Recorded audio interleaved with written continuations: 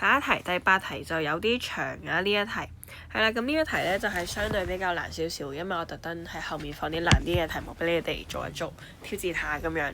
係啦，咁呢一度咧第一樣啦，佢同你講咧，我哋 A 比 B 個 radius 咧ratio 係3:5，咁即係話其實呢一條線對呢一條線咧 ratio 係3:5啦。第一樣嘢你會知嘅，然後第二樣我會知咧就係我哋個 sum of 個 total surface area of a hemisphere AB 咧係918個派。咁即係話咩咧？我哋依家會知道咧，佢哋兩個總表面面積，一個曲面再加一個底啦，同埋右手邊大啲嘅曲面再加翻佢個底咧，加埋咧其實就係918個派 cm square 啦。好啦，咁然後啦。呢一度咧，其實開始就會難啲嘅題目啊嘛，咁所以其實咧，佢就突然間問你，到底我哋嘅 radius of the hemisphere 係幾多咧？咁所以咧，呢度第一樣啦，你會知嘅一樣嘢就係話，其實我哋依家咧從來都唔知佢哋呢兩個球體到底佢實際嘅半徑係幾多嘅。咁所以其實第一樣嘢你要做咧，係你要幫我叻翻我哋啲英文字母。咁第一樣我會叻嘅咧，就係我直接叻咗細加 R 咧，就係半球體 A 嘅 radius 啦，大加 R 咧就係大啲嗰個啊嘛，咁所以我就叻咗係 B 嘅半球體嘅半徑嘅。好啦，咁然後啦，我哋依家咧就用簡單啲嘅方法先啦。簡單啲嘅方法咧就係呢一度。咁因為咧，其實我哋啱啱已經講咗啦，就係話我哋嗰個半徑 ratio 就係3:5啦，咁所以你要寫呢條式嘅。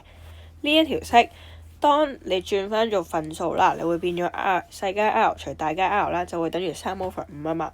咁所以其實呢個時候咧，如果你將呢個大加 R 掉過去呢一度，就變咗3乘 R 除翻5啦。好啦，咁所以咧最簡單嘅方法其實咧對於你哋嚟講就係幫我 change of subject。change of subject 完啦，就會變咗細加 R 就係等於3乘大加 R 除翻5啦。呢一個咧就係我哋 R 嘅數咯，就係細加 R 嘅數咯。咁所以其實我哋而家要做嘅咧就係將呢度有嘅英文字母代翻晒入去我哋呢一條式。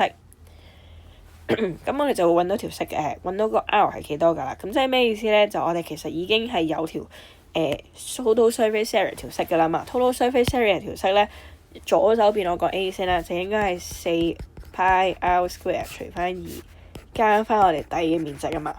呢一個咧係細波嘅嗰個 total surface area。咁同樣啦，右手邊咧就應該係4π大加 R 二次除翻2加翻 πr 二次嘅。咁所以你而家要做嘅咧，兩個加翻埋佢就係等於918個派啦。呢一度就係我哋有嗰條式啦。咁所以咧，依家咧就幫我將所有嘢代翻晒入去啦。咁啱啱咧，其實俾嗰條式你咧係有個細加 R 喺度噶嘛。咁但係因為其實我哋而家係要將呢個轉咗 subject，然後塞入去我哋本身細加 R 嗰條式度。咁即係話呢一嚿咧，其實係細加 R 嚟嘅，我只係將佢塞咗入去啫。咁所以塞完入去啦，你變咗呢一抽式。咁其實左手邊呢一度咧，啱啱已經講啦，就係細嘅嗰個半球體嘅 total surface area。右手邊呢一度咧就係大嘅半球體嘅 total surface area。咁佢就會等於我哋918啦。呢一度係我哋會寫到嘅一條式。係啦，咁由比較簡單嘅做法係點樣做咧？就係幫我將入邊嘅所有數字計咗佢先。嗱，咁我哋睇下啦。淨係睇呢一度嘅睇數字嘅話咧，咁我哋依家要做就係將個二次方掉晒入去啦，連埋個 R 都要掉啦。咁所以其實呢一度咧，我會得到一嚿嘢就係3嘅二次 R 嘅二次除翻5嘅二次。咁你幫我撳翻計數機，3嘅二次除5嘅二次咧，就會得到0.36㗎啦。咁即係話呢一度咧，其實我哋第一嚿嘅數字嚟嘅。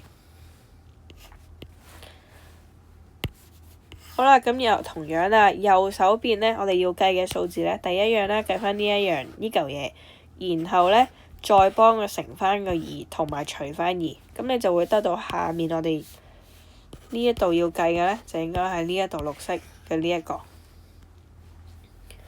好啦，咁由右手邊啦，就 R 二次冇嘢好計啦，咁就照寫啦，同埋後面咧4π R 二次要計嘅咧，其實都係4除2嘅啫，咁所以代翻佢入去就變咗2R square 啦。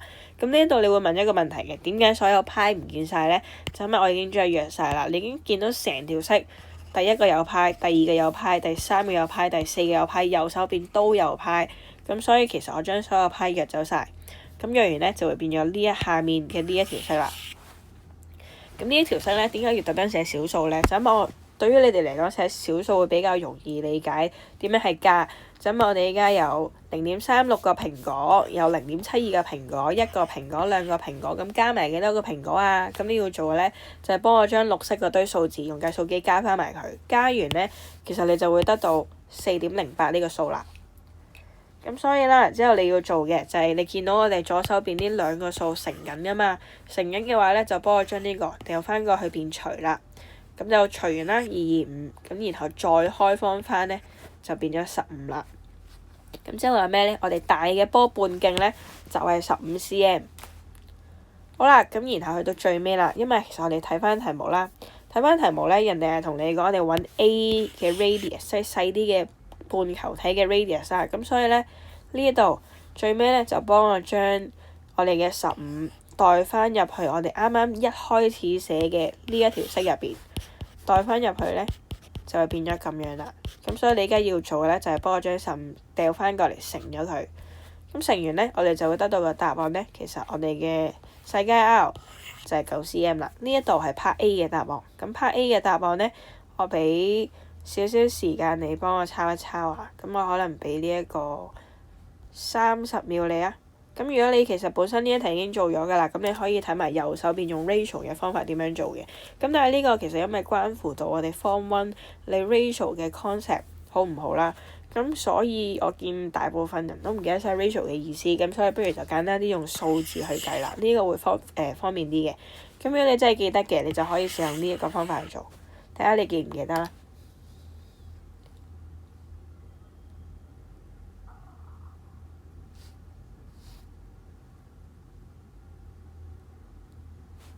好啦，咁我都見到30秒過咗啦。咁如果你未抄晒嘅話，就可能翻到屋企打翻去你 WhatsApp，因為到時我會 send 翻份 WhatsApp 出嚟俾你哋嘅。係啦，好啦，咁然後睇下面 Part B 啦。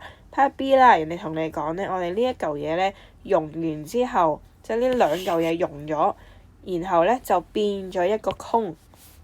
咁呢個空咧就係57 cm 高嘅，咁即係佢會咁樣嘅57 cm。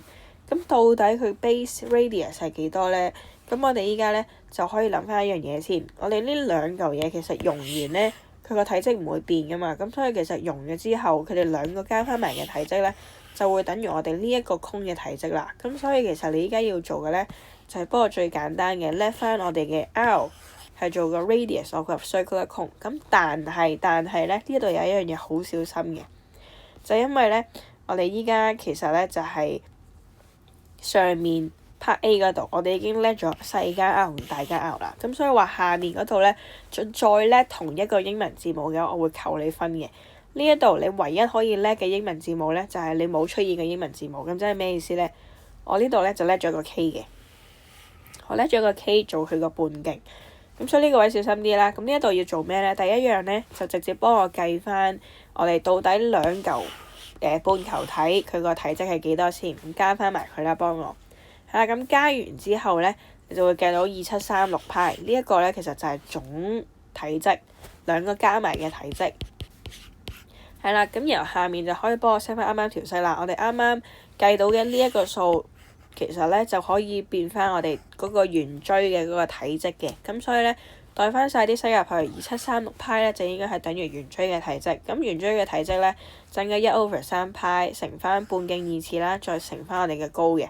咁所以呢一度咧，你會計到約翻晒啲數咧 ，K 嘅2次係等於144。咁所以最尾答案咧 ，K 係12 cm。咁呢一度咧就係咁樣啦。咁分咧我唔俾啦，因為其實我相信你哋好多人棘住咗喺上面已經會冇咗㗎啦。咁所以呢一度咧就俾多20秒時間你幫我抄一抄啊。